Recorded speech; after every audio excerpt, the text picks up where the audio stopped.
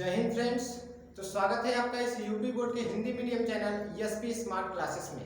तो मेरे भाई आज के इस वीडियो में हम बताएंगे कक्षा 10 वालों के लिए लाइट यानी कि प्रकाश चैप्टर से मोस्ट इंपॉर्टेंट बहुविकल्पीय प्रश्न। ठीक है, तो हम लोग देखते हैं अपना पहला क्वेश्चन कह रहा है मेरे भाई कि अवतल दर्पण द्वारा किसी वस्तु का सीधा व बड़ा प्रतिबिंब बनाने के लिए उसे रखना होगा। आपने स्कूल में पढ़ा होगा 6 कंडीशन होते हैं जहां पर वस्तु को रखा जाता है। ठीक है, तो कह रहा है कि वस्तु कहाँ रखे कि वस्तु का सीधा प्रतिबिंब बने और बड़ा बने। तो आपने एक देखा होगा अवतल दर्पण में लास्ट वाला कंडीशन यानी कि ध्रुव और यफ के बीच जब रखते हैं तो वस्तु बड़ा बनता है, आभासीय बनता है और सीधा बनता है। यानी ध्रुव और दर्पण के ध्रुव और उसके फोकस के बीच में अगर हम दर्पण के वक्रता केंद्र पर रखें तो केंद्र पर ही बनता है। दर्पण के फोकस बिंदु पर रखें तो अनंत पर बनेगा। ठीक है, दर्पण के वक्रता केंद्र और उसके फोकस बिंदु पर यानी कि वक्रता केंद्र और फोकस बिंदु के बीच में रखें तो इनफाइनाइट यानी अनंत और वक्रता केंद्र के बीच में बनेगा। तो हमको दर्पण के ध्रुव और उसके फोकस के बीच में बनाना है तो वस्तु का प्रतिबिंब कैसा बनेगा, सीधा बनेगा और बड़ा बनेगा। ठीक है, लास्ट वाला कंडीशन फॉलो करेगा। अब हम लोग अगला क्वेश्चन देखते हैं। अगला क्वेश्चन कह रहा है कि समतल क्या है, समतल है। समतल दर्पण की फोकस दूरी होती है। एक मेरे भाई समतल दर्पण है, मिरर है। ठीक है, इसका फोकस दूरी पूछा है तो फोकस दूरी मेरे भाई उसी में बनेगा जिसमें वक्रता केंद्र होगा। वक्रता केंद्र उसमें होगा जो गोलीय दर्पण से बना होगा।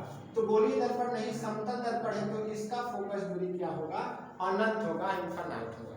ठीक है, अब देखिए अगला क्वेश्चन कह रहा है कि अवतल दर्पण के फोकस और वक्रता केंद्र के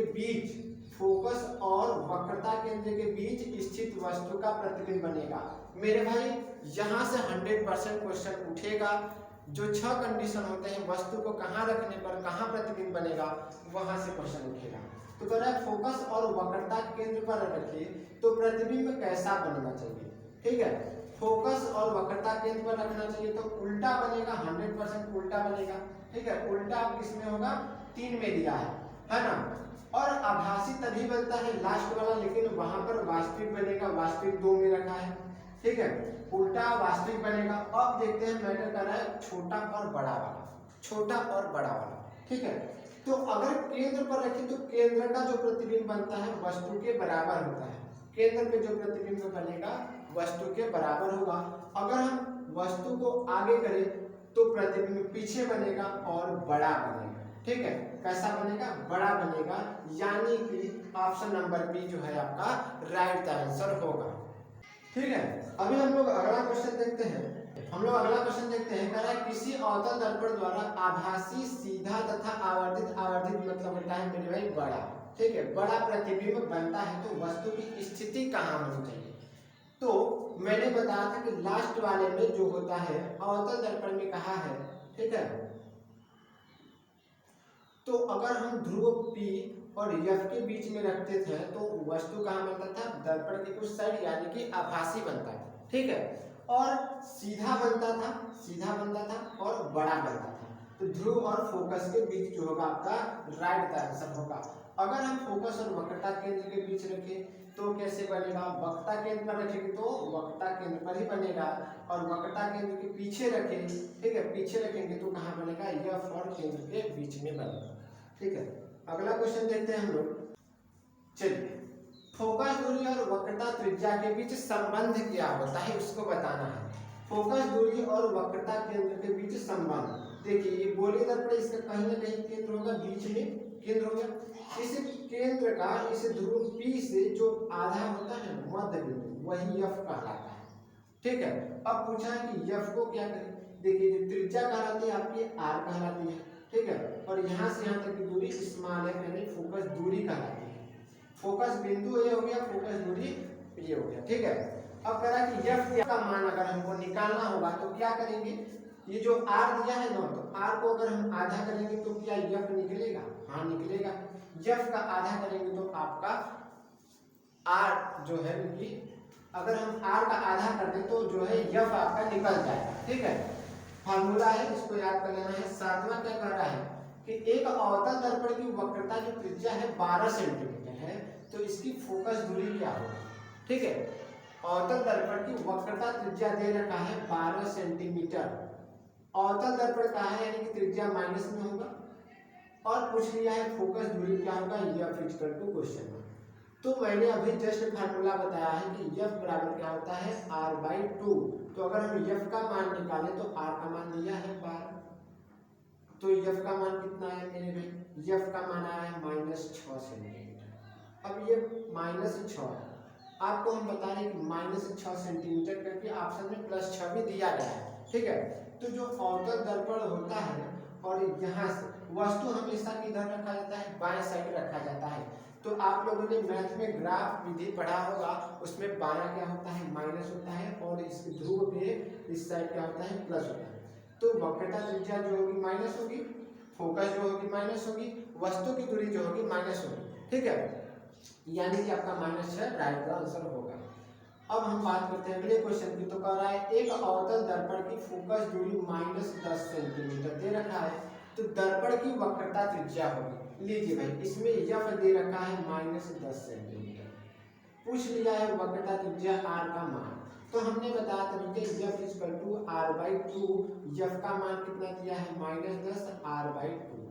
ठीक है, यहाँ से अगर हम R का मान निकालेंगे तो -20 सेंटीमीटर आएगा R का मान, -20 सेंटीमीटर, यानी कि option number b right answer होगा, है ना। अब हम लोग अगला क्वेश्चन देखते हैं। तो अगला क्वेश्चन कह रहा है कि किसी 10 सेंटीमीटर फोकस दूरी वाले यानी कि F का मान देखिए, अवतल दर्पण कहाँ है, फोकस दूरी वाले अवतल दर्पण, यानी कि इसका C होगा और F है, यहाँ पे ध्रुव P। कह रहा है कि अवतल दर्पण के सामने 20 सेंटीमीटर की दूरी पर एक वस्तु रखी गई है। आपको ये पता होना चाहिए कि ये जो होता है इसका दोगुना C होता है। ठीक है, वक्रता त्रिज्या कितनी होती है, F की दोगुनी होती है। तो अब हम बात करें कि भैया 20 सेंटीमीटर की दूरी पर एक वस्तु रखी है, तो वस्तु का प्रतिबिंब कहाँ बनेगा, दर्पण के पीछे बनेगा, दर्पण तथा फोकस के बीच बनेगा, फोकस पर बनेगा, दर्पण की वक्रता केंद्र पर बनेगा। तो हम देखते हैं कि 10 सेंटीमीटर फोकस दूरी दे रखा है, यानी कि यहाँ से लेके F तक की दूरी 10 दे रखा है।